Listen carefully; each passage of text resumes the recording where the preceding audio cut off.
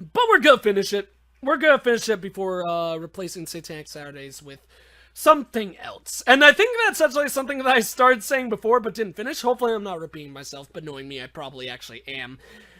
This is a replacement for not doing Satanic Saturdays yesterday. I wish I could have done one yesterday. Doing Satanic Saturdays on Valentine's Day would have actually been pretty funny.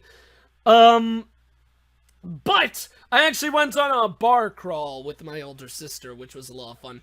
Bar crawl slash not scavenger hunt.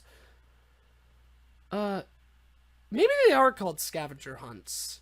It wasn't really looking for things as much as it was taking photos at different destinations, and then at the end we got a $25 discount card at for one of the bars, which is also a pizzeria, so it's gonna be awesome to go back there and get pizza 25 bucks off with my good old sister. So it was a really fun time.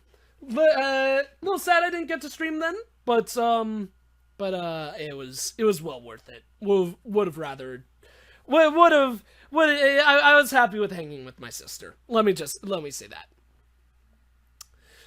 I play RPGs. RPGs are awesome. I need to stream an RPG before too long.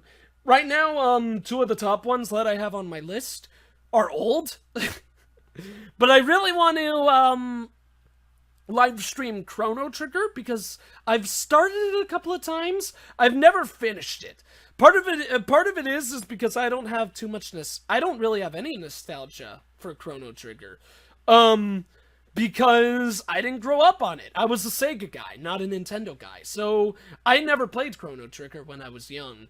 But I've always wanted to play it because I've heard it's so good. And whenever I have played it, I've really enjoyed it. It's just been the unfortunate circumstance where oftentimes with those style RPGs, I'll start them and then get distracted by another game, and then basically I won't play it for a couple of months, and then when I go back, I'll boot it up and I'll be like, I have no idea what I'm doing, I have no idea where I'm supposed to go, so why don't I just start over? Which is the exact problem that I have with the other RPG that I really want to live stream, which is Final Fantasy IX.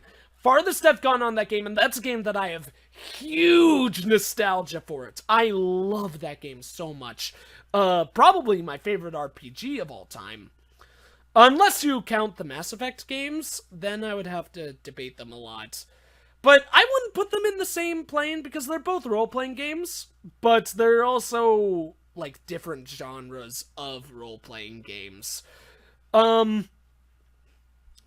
But yeah, that's the game that I really want to finish. Farthest I've ever gone was the third disc, and that's when it got super bad when I didn't play it for a while and then got back to playing it, because that's when it becomes open world, because most of it is relatively on rails in regards to plot, but then it becomes open world and you start like deciding where to go and stuff like that. There are still major plot elements in certain places that you have to go, but you can go explore as much as you want and travel new places. So when that started and I had no idea where to go, I was just completely dumbfounded. So I would love to go back and finish that game. Real-time strategy is really cool too. I'm so glad playing StarCraft. Real-time strategy is definitely not my biggest thing though, I will say. I do want to get into more of them, but I love strategy games. I primarily like playing them against computers, though. And that's part of the reason why that's not my biggest genre. Because real-time strategy against another person is incredibly stressful for me. I just get really tense doing that kind of thing. It's fun, but I get tense. And I could get really salty, too. When it's for versus games against people, I prefer turn-based. And that's part of why I really love RimWorld too, because honestly, I play it more turn-based than real-time. Because of course it is real-time, but I pause constantly in that game, so I kind of play it like it isn't real-time. His buddy is dead? Oh, so that was Vitruger? Oh no! No! That's so sad! Did we see a cutscene where he died? That's really sad. Oh, that is awful.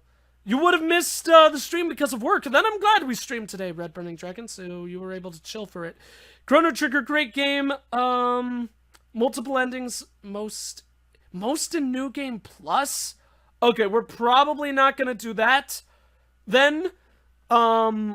At least not immediately after I finish. It would probably not be a couple years after I finish.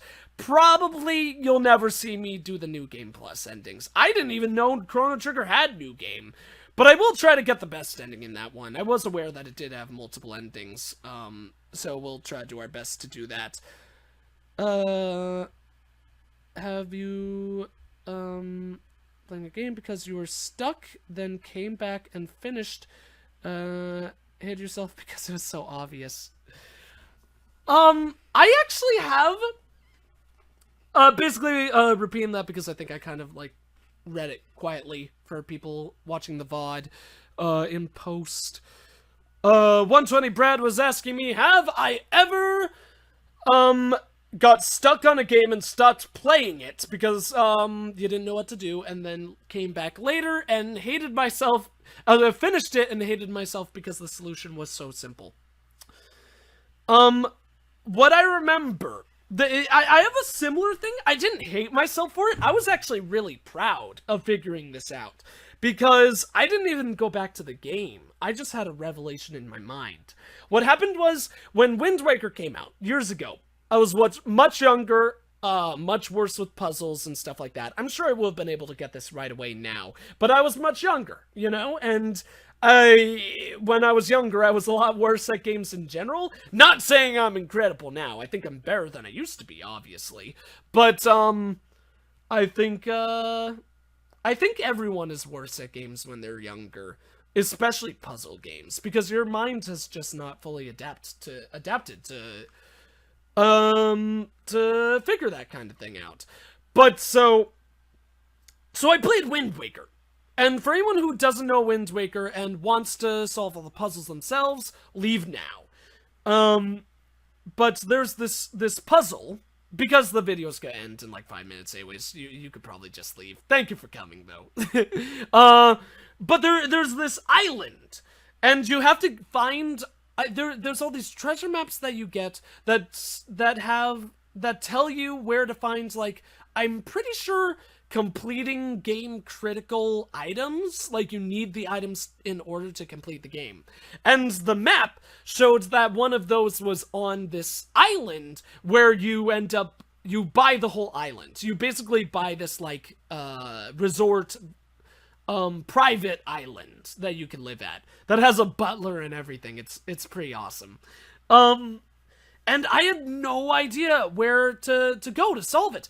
And there's also, it's really funny because there's this red herring in there, because there's one of those puzzles where it's an image that's been clustered, but one piece is missing, so you have to move all the pieces to reform the image. So I thought that was what you needed to do to solve the puzzle. And it was so frustrating because there was like 10 little circles which would glow red whenever you solved one. So I was like, oh my god, they want me to solve 10 of these puzzles. And I forget if I ended up solving that the whole way through, but eventually I just gave up. I got frustrated, stopped playing it. Didn't play Wind Waker for at least a couple of weeks again after that. But, and this just shows how the human mind is constantly thinking of things in the background, because I wasn't even thinking of Wind Waker, or consciously. I wasn't even thinking of Wind Waker. And then at one point in my mind, I just thought to myself, wait a minute. There's this hook. There was like this hook chandelier on the roof of that building. And I know that the grappling hook can be used on those things. So maybe that's actually the solution. And so I went back, used the grappling hook on it. It turns out it was a lever that you actually pull down. And that was the solution to the puzzle. Super simple. I'm sure most people solved that, like, immediately, but it was something that I was stumped on for a very, very long time, stopped playing the game for ages, and then when I went back to it, beat it, was super, super happy. That's something that I was actually really proud of rather than angry, because I was like, man, apparently my mind was working on that, working on the puzzle in my background, and I solved it without even thinking of it. Really shows how the phrase "sleep on it" really is a real thing. It really is an actual thing. Let me see. You can have a teammate. Are you saying for the multiplayer? I don't know what the one, what the you can have a teammate thing was for 120, Brad. Joke about and Star Fox Adventure. Star Fox Adventure? I love Star Fox Adventure. That game was really cool. Might be a bad game. I'm not sure, but it was a lot of fun. And I think the story was pretty cool. It's at least a really ridiculous game, because when did Star Fox go to, like, not spaceship battles anymore? There were still some, but a game that was primarily spaceship battles then goes to melee combat focused and dinosaurs. Like, it's like, what's that? What's that conclusion? I did really love that game. That's actually another game where if I had the stuff to live stream it, the actual Elgato stuff. Because I have an Elgato, it's just only HD. I would need to buy one of the Elgatos that can, like, plug into GameCube and a GameCube and stuff like that. If YouTube, I mean, if Nintendo wasn't such scum in regards to Let's Players, and if I had the equipment, I would probably totally live stream Star Fox as well. I could live stream it because I don't think Nintendo has any say over live streams, and I'm not earning any money here anyways. I just do it for fun, and I want to interact with you guys. So there wouldn't be too much of a negative for it. The big problem for that is that I like putting the VODs on YouTube, so I wouldn't be able to do that with those videos. And then beyond that, I don't have the equipment for it, like I said. Hello, Hammeray! Sorry, hey now, Egg, I'm sorry, I'm a little bit confused. Welcome to the stream, though. I apologize, because we're about to call it quits. I'm just having a final talk with chat and all of that. If we got StarCraft 2, could we play? Maybe sometime. Maybe sometime. Like I said, I get really stressed playing against other people. And, I don't know. I kind of would like, I kind of do like the idea, because I really, really need to sit down one day and set up all the stuff that I want to set up before having a, Play with Fans live stream day. But StarCraft 2 would be a cool game to do as one of those. And they have their own servers, so that would be an easy one. And my channel's really small right now, in addition to that. So, so it just makes it would probably be an easy game to actually play with fans, so that would be pretty good. You're planning on getting it soon. It's really good. It's really, really good. Definitely well worth it. And actually, you can play the multiplayer without owning the game. You just can't do ranked play. You can actually play with other people online without owning the game, which is really, really nice of Blizzard to do that. The butler is magic card. That's right! The butler is cardboard, isn't he? In Wind Waker, and he talks to you even though he's a cardboard man. It's so weird. That's why Wind Waker is amazing. I love the Zelda games. I'm really upset with Nintendo and a lot of the choices that Nintendo has made, especially in regards to their YouTube policies. But I will say, their games themselves have, like, not dropped in quality at all. At least in my opinion. At least, you can complain about Nintendo all you want, and I will continue to complain a lot about Nintendo in the future until they change. these stupid, idiotic things that they've been doing for a long, long while. But I do have to give them credit. They make good games. They make damn good games, and they still do make good games. A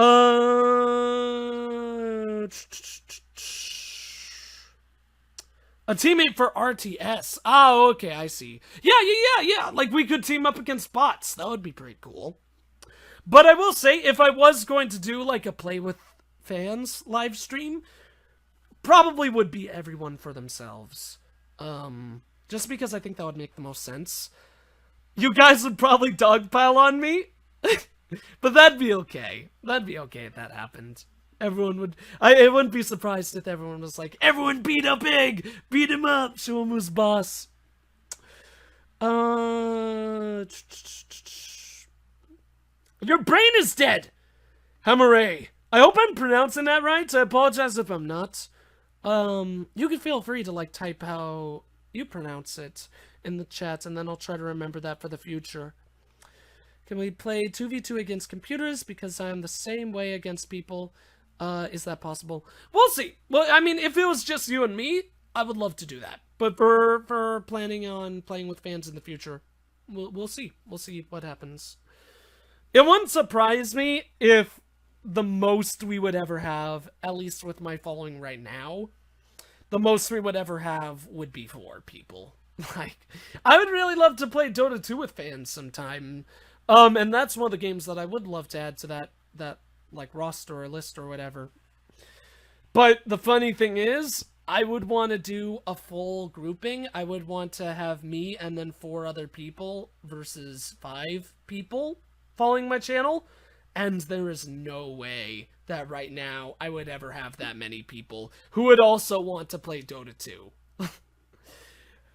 There's a lot of wonderful benefits of having a small channel, and I'm trying to appreciate those and enjoy those as much as I can while I do have them, because who knows, maybe I will hit it big someday. But there are certainly a lot of benefits that come from being big as well. A lot of benefits. One of the big ones, of course, having more money coming into your pocket, because I like being truthfully honest with you guys, and I will say I do make money off of YouTube, but I make very little. I make very little. I make $100 in like 3 or 4 months. So I make very little money off of my channel right now. So, that would definitely be one benefit of having a larger following. But someday.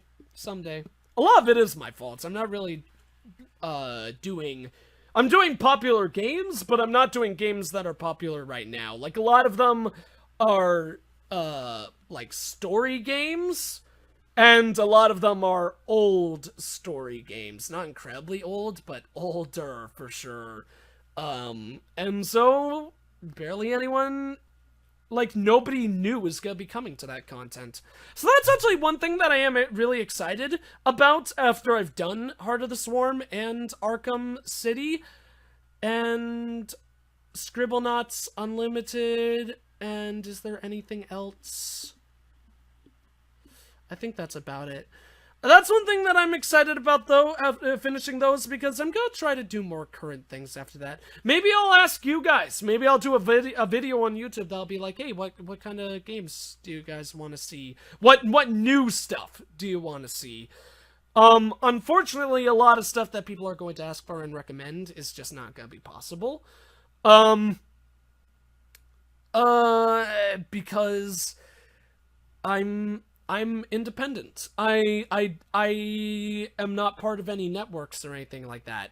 And I'm so small anyways, even if I was part of a network, no one would want to protect me. So I have to be very, very careful of what games I do on my channel, because if it's by a company that doesn't like Let's Players and they flag me, I could get deleted from YouTube, and I don't want that to happen, because I love you guys. I love my channel. It's one of the greatest things that has ever happened in my life.